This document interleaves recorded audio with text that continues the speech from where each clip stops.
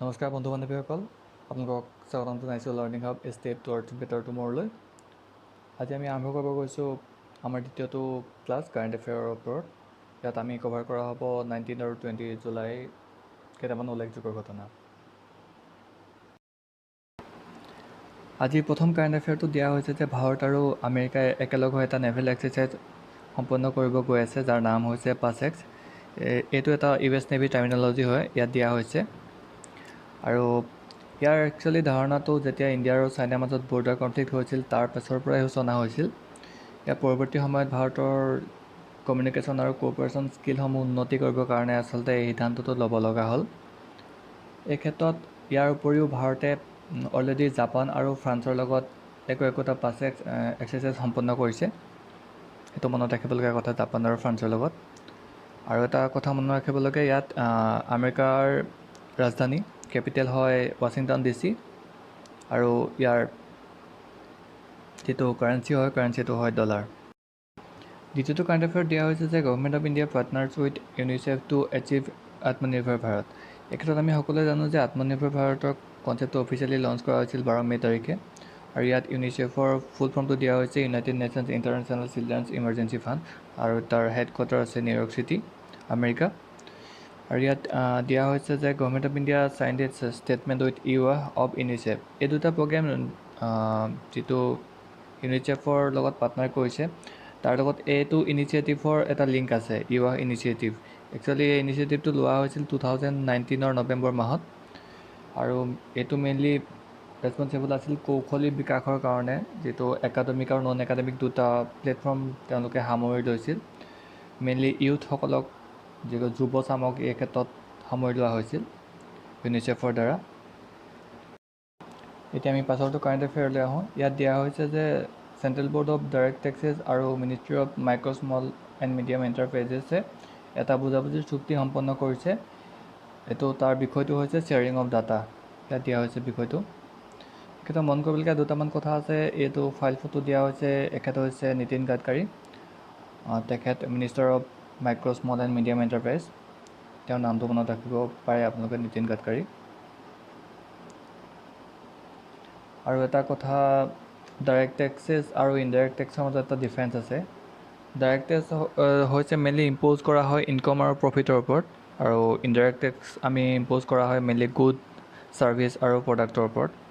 আৰু indirect টেক্সে mainly price, দাম চাম বঢ়াত এইটোত এফেক্ট কৰে। আৰু ইনডাইৰেক্ট টেক্সৰ ভিতৰত এটা ইম্পৰ্টেণ্ট টাৰ্ম হৈছে GST।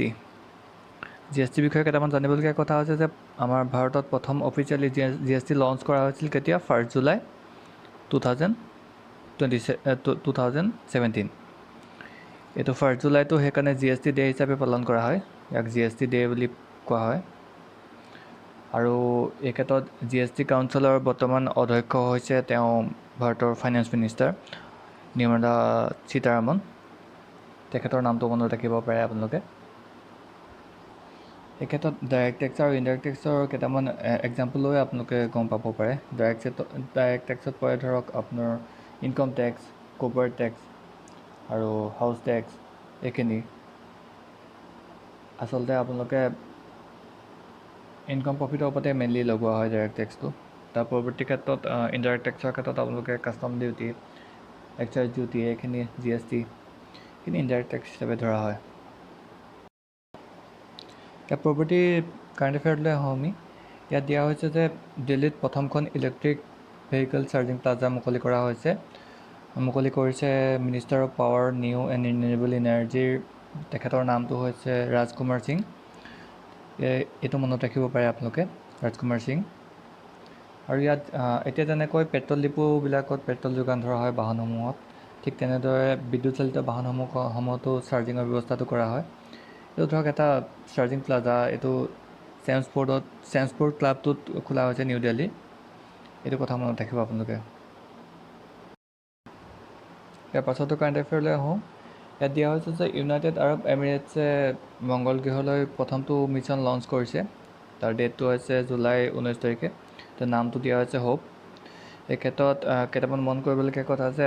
যিটো স্পেচক্ৰাফ্টখন পঠাইছে, এখন মংগল গ্ৰহ পাবগৈ ফেব্ৰুৱাৰী 2021 চনত।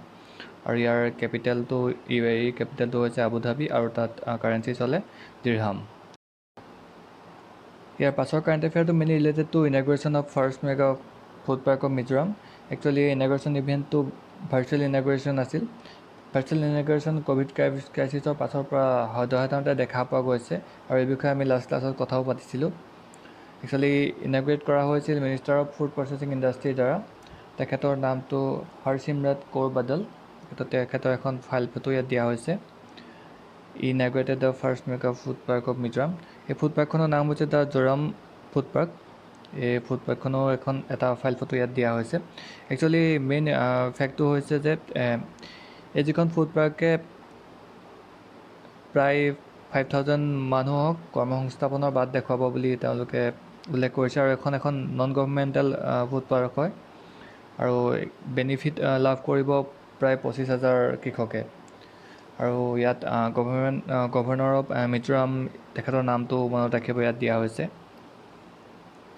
PS শ্ৰীধৰণ পিল্লাই। একচুৱেলি 2019 চনৰ লাষ্টৰ ফালে তেখেতক কাৰ্যভাৰ তেখেতে গ্ৰহণ কৰিছে। এতিয়া আহোঁ জুলাই 20 তাৰিখটো স্পেচ এক্সপ্ল'ৰেশ্যন ডে হিচাপে পালন কৰা হয়। ইয়াত দিয়া হৈছে celebrated to mark the anniversary of man's first historic landing on the moon. চন্দ্ৰপৃষ্ঠত প্ৰথম অৱতৰণ কৰিছিলে এই দিনটোতে। এই দিনটো মনত ৰাখিব। জুলাই 20 তাৰিখ আছিল 1969, 1969 চনৰ জুলাই 20 তাৰিখ। এই দুজন আছিল নীল আৰ্মষ্ট্ৰং আৰু এডুইন বাজ। ক্ষেত্ৰত ইয়াত ফাইল ফটো এখন দিয়া হৈছে। ইয়াত আপোনালোকে ধৰিব পাৰিব এজন আছিল নীল আৰ্মষ্ট্ৰং আৰু এখেত আছিল এডুইন বাজ। ইয়াৰ ডেটটো মনত ৰাখিব, জুলাই 20 তাৰিখ স্পেচ এক্সপ্ল'ৰেশ্যন ডে। প্ৰত্যেক বছৰে পালন কৰা হয়। আৰু আমি এতিয়া লাষ্টৰটো কাৰেণ্ট এফেয়াৰলৈ আগবাঢ়িম। ইয়াত উল্লেখ কৰা হৈছে যে on the occasion of Hareli festival, government of Chhattisgarh mainly launching Godhan Nyay Yojana. এই আঁচনিখনৰ জৰিয়তে গোপালকসকল যথেষ্ট উপকৃত হ'ব। ইয়াত দিয়া হৈছে যে government to produce cow dung at ₹2 per kg from livestock owner. যিসকল গোপালক আছে তেওঁলোকৰ পৰা গৰুৰ গোবৰটো কিনি লোৱা হ'ব 2 টকা per kg হিচাপত। তাৰ পৰিৱৰ্তে এই গোবৰবিলাক কেঁচুসাৰ উৎপন্ন কৰাত ব্যৱহাৰ কৰা হ'ব আৰু পৰৱৰ্তী পৰ্যায়ত সেই কেঁচুসাৰখিনি পুনৰ সেই কৃষকসকলক 8 টকা per kgতকৈ বিক্ৰী কৰা হ'ব। একচুৱেলি এইটো প্ৰচেছটো প্ৰমোট কৰিবলৈ মেইনলি অৰ্গেনিক ফাৰ্মিংটো প্ৰমোট কৰা হ'ব ইয়াৰ জৰিয়তে। অৰ্গেনিক ফাৰ্মিং কি হয়? আচলতে মাটিৰ প্ৰাকৃতিক গুণাগুণ নষ্ট নোহোৱাকৈ আৰু জৈৱিক বৈচিত্ৰ্য তাত প্ৰভাৱ নপৰাকৈ মাটিৰ উৰ্বৰতাটো বৃদ্ধি কৰাৰ ক্ষেত্ৰত সেইটোৱে আছে মেইনলি কনচেপ্টটো হয় অৰ্গেনিক ফাৰ্মিঙৰ। হয়তো আপোনালোকে বুজি পাইছে।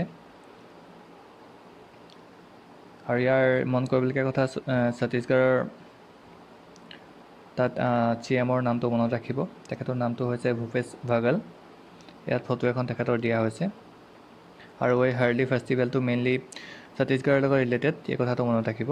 আৰু গোধন ন্যায় যোজনাখনো ছত্তীশগড়ৰ লগত ৰিলেটেড। চ' আজিলৈ ইমানতে আমাৰ ছেশ্যনটো সামৰণি মাৰিছোঁ। যদি আপোনালোকে এই ছেশ্যনটো ভাল পালে তেতিয়া লাইক কৰিব আৰু চেনেলটো ছাবস্ক্ৰাইব কৰি ৰাখিব। পৰৱৰ্তী পৰ্যায়ত আমাৰ GSৰ এটা ছেশ্যন আহি আছে। তাৰ উপৰিও political science, general mathematics, general ছায়েন্সৰো এটা ক্লাছ আহিব গৈ আছে। আৰু জেনেৰেল ইংলিছ আৰু ভকেবছৰ এটা ছেশ্যন আমি আনিবলৈ চেষ্টা কৰি আছোঁ। So' thank you all, stay safe.